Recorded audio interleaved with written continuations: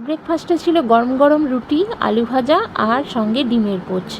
এটা মেয়ের জন্যই বানিয়ে দিয়েছিলাম, কারণ ছেলে তো মামার বাড়ি গেছে, তাই জন্য ওর জন্যই শুধু বানিয়ে দিয়েছিলাম। তারপরে দেখো দুপুরের রান্না এখানে করব আজকে কুদলি আলু ভাজা আর সঙ্গে করব চিকেন।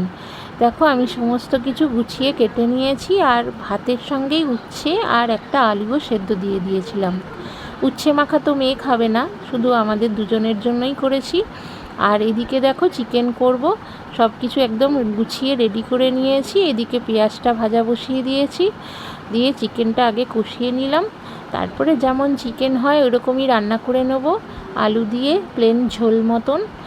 আর বেশি কিছু আজকে রান্না করিনি, কারণ মেয়ে তো সবজি টবজি অত ভালোবাসে না, শুধু চিকেন দিয়েই খাবে।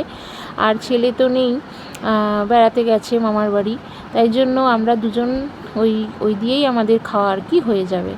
তারপরে দেখো এদিকে এই যে রান্নাটা একবার ফিনিশ করে তোমাদের দেখাই। এখানে দেখো, এখানে চিকেন কষা তো মানে ঝোল ঝোল করেছি, আর চাটনি আছে, আর উচ্ছে আলু মানে সেদ্ধ মাখা করেছিলাম, আর করেছিলাম আলু আর কুদলি ভাজা। ব্যাস আজকে দুপুরে এই রান্নাবান্না।